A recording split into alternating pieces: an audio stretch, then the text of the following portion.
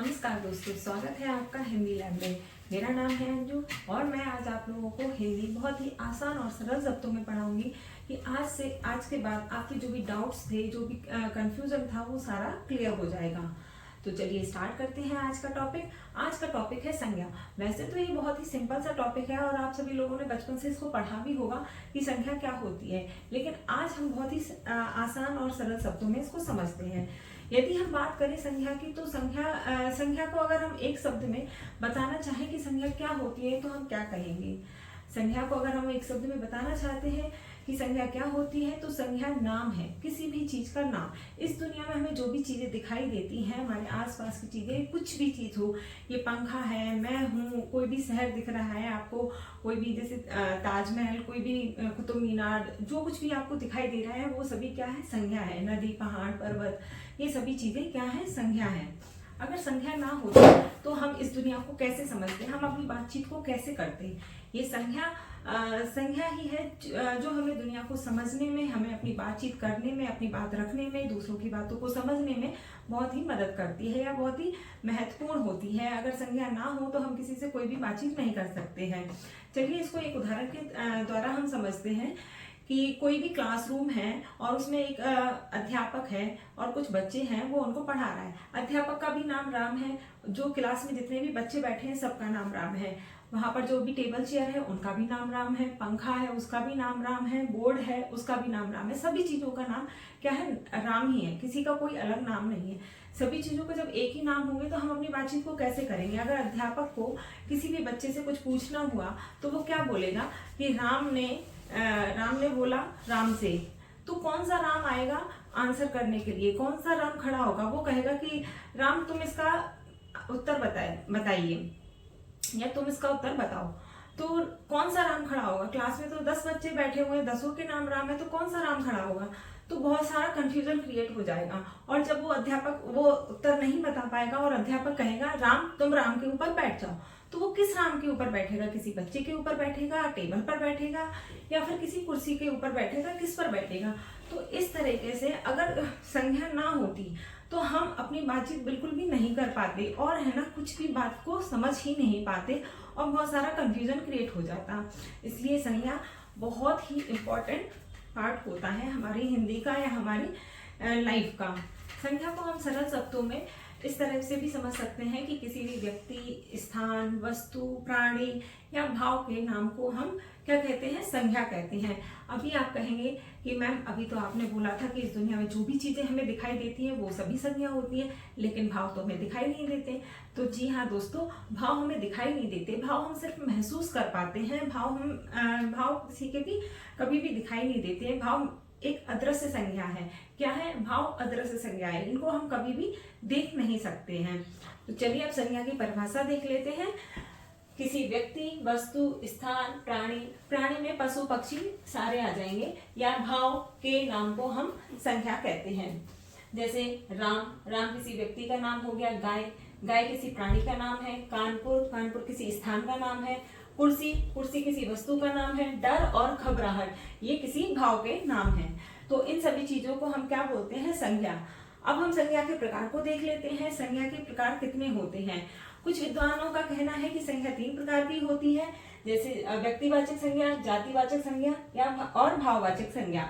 लेकिन कुछ विद्वान द्रव्यवाचक संज्ञा और समूहवाचक संज्ञा, इन 2 संज्ञा के प्रकारों को अलग रखते हैं और संज्ञा को 5 प्रकार मानते हैं।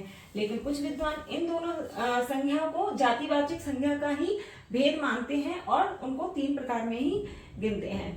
तो अगर जैसे आपके कॉम्पिटिटिव एग्जाम्स होते हैं, उनमें अगर पूछा जाता है कि मूल रूप से संज्ञा कितने प्रकार की होती है, तो संज्ञा, उसका आंसर यही होगा कि संज्ञा मूल रूप से 3 ही प्रकार की होती है। और यदि इस तरह से पूछा जाए कि संज्ञा प्रयोग या अर्थ के आधार पर कितने प्रकार की होती है, तब हम उसका आंसर लगाएंगे कि 5 प्रकार की होती है। लेकिन यदि स्कूल के एग्जाम्स की बात करें तो स्कूल के एग्जाम्स में संज्ञा 5 प्रकार की ही रहेगी, वहां पर 3 प्रकार की हम नहीं लिखेंगे। तो संज्ञा 5 प्रकार की होती है। चलिए अब हम एक एक करके इनको समझते हैं। व्यक्तिवाचक संज्ञा, जातिवाचक संज्ञा और भाववाचक संज्ञा। तो व्यक्तिवाचक संज्ञा और जातिवाचक संज्ञा, इन दोनों संज्ञाओं को हम एक साथ समझते हैं कि व्यक्तिवाचक संज्ञा और जातिवाचक संज्ञा क्या होती है। तो चलिए अब हम व्यक्तिवाचक संज्ञा और जातिवाचक संज्ञा दोनों को एक साथ देखते हैं। व्यक्तिवाचक संज्ञा, व्यक्तिवाचक संज्ञा वे शब्द होते हैं जो हमें किसी विशेष के बारे में बताते हैं। विशेष वो कोई व्यक्ति हो सकता है, कोई स्थान हो सकता है, कोई भी वस्तु हो सकती है। जिन शब्दों से हमें पता चले कि किसी विशेष के बारे में बात हो रही है, मीन्स किसी विशेष व्यक्ति की बात हो रही है या किसी विशेष स्थान के बारे में बात हो रही है, तो उन शब्दों को हम क्या कहते हैं? व्यक्तिवाचक संज्ञा कहते हैं। अभी कैसे समझेंगे कि 10 लोग हैं, 10 व्यक्तियों में हमने किसी श्याम को बुलाया, तो उनमें जो श्याम होगा वही व्यक्ति हमारे पास आएगा, तो हमें पता चलेगा कि हम किस विशेष व्यक्ति के बारे में बात कर रहे हैं, श्याम के बारे में बात कर रहे हैं। तो ये क्या है? व्यक्तिवाचक संज्ञा है। इसी तरीके से मैं अगर बोलूं कि मैं परसों दिल्ली गई थी, तो दिल्ली क्या है? दिल्ली एक शहर है। तो लेकिन जब हमने उसको एक शहर को एक नाम दे दिया दिल्ली, तो अब हमें समझ में आ गया कि हम किस शहर के बारे में बात कर रहे हैं, किसी विशेष शहर के बारे में बात कर रहे हैं जिसका नाम दिल्ली है। तो इस शब्द से हमें फिर पता चलता है कि दिल्ली शब्द क्या है? एक व्यक्तिवाचक संज्ञा है। तो चलिए अब हम इसकी व्यक्तिवाचक संज्ञा की परिभाषा देख लेते हैं। वे शब्द जो विशेष व्यक्ति, वस्तु या स्थान का बोध कराते हैं व्यक्तिवाचक संज्ञा कहलाते हैं। जैसे राधा, राधा क्या है? किसी एक लड़की का नाम है, लेकिन जब हमने राधा नाम दिया तो हमें पता चल गया कि हम किसी लड़की के बारे में बात कर रहे हैं और उस लड़की का नाम राधा है। तो ये क्या हुआ? व्यक्तिवाचक संज्ञा। गंगा, गंगा क्या है? नदी है, लेकिन जब हमने बात करी कि हम गंगा एक पवित्र नदी है, तो हमें पता चल गया कि हम कौन सी नदी के बारे में बात कर रहे हैं। तो गंगा क्या हुआ? व्यक्तिवाचक संज्ञा हुआ। होली, होली एक त्योहार है, लेकिन जब हम होली की बात करते हैं तो हमें समझ आता है कि हम किसी एक विशेष त्योहार के बारे में बात कर रहे हैं जिसका नाम होली है। तो ये सभी चीजें क्या है? व्यक्तिवाचक संज्ञा है। हिमालय, रामायण आदि ये सभी चीजें क्या है? व्यक्तिवाचक संज्ञा के अंतर्गत ही आती है। जबकि अगर हम जातिवाचक संज्ञा के बारे में बात करें तो जातिवाचक संज्ञा में वे शब्द आते हैं जो हमें संपूर्ण जाति का बोध कराते हैं। क्या कराते हैं? संपूर्ण जाति का बोध कराते हैं। जैसे कि लड़का, लड़का क्या है? संपूर्ण जाति हो गई वो एक। जैसे हमारे यहाँ जो है वो भी लड़का है, आपके शहर में जो है वो उनको भी हम लड़का ही बोलेंगे, या विदेश में, दुनिया में जितने भी हैं उन सभी को हम लड़का ही बोलेंगे, कोई और दूसरा नहीं बोलेंगे। लेकिन यदि हम इसी लड़के को कुछ नाम दे देते हैं, जैसे हमने नाम दिया रोहित, तो रोहित क्या हो गया?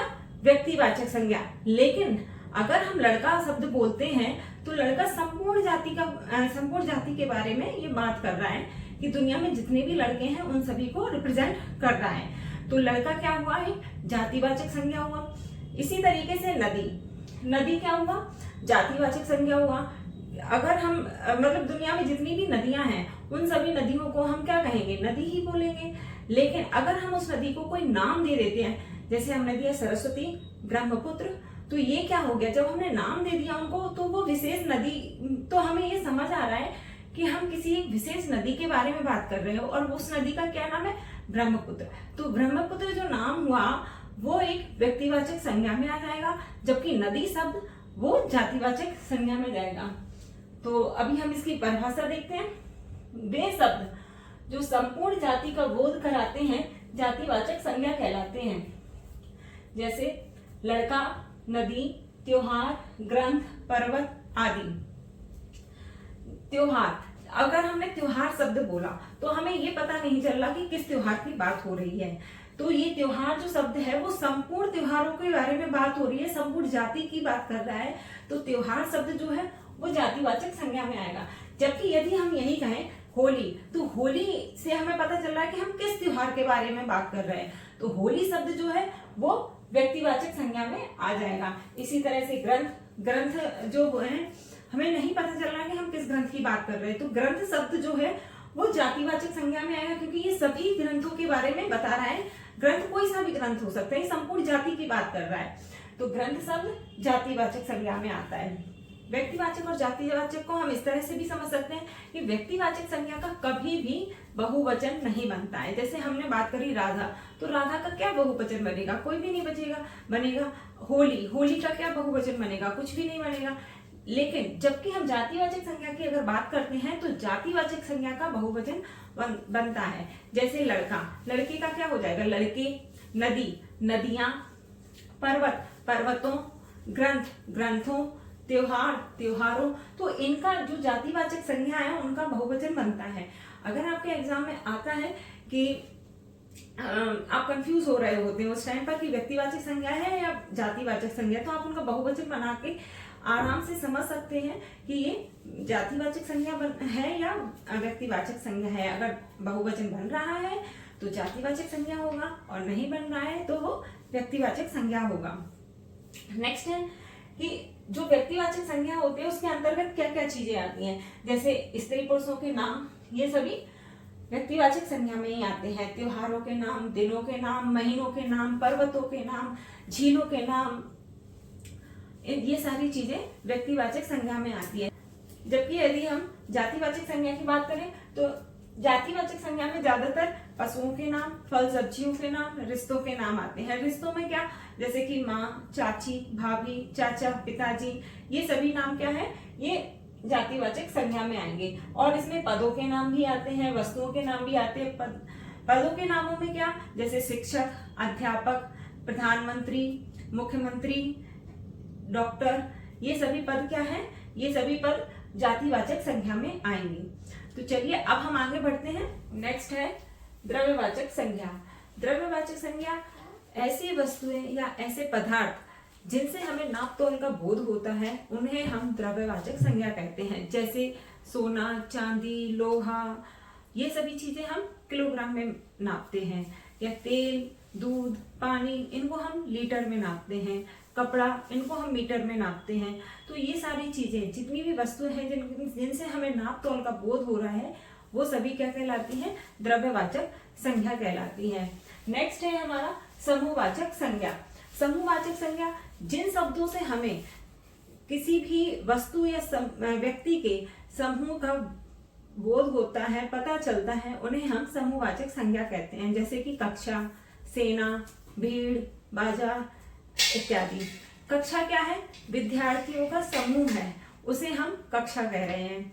सेना, सेना सैनिकों का समूह है, उसे हम सेना कह रहे हैं। इसलिए गुच्छा, गुच्छा चाबियों का गुच्छा है, उसे हम समूह कह रहे हैं। तो ये सारी चीजें, जो शब्द हमें समूह के बारे में बता रहे हैं, उन सभी शब्दों को हम क्या कहेंगे, समूहवाचक संज्ञा कहेंगे। नेक्स्ट है हमारा भाववाचक संज्ञा।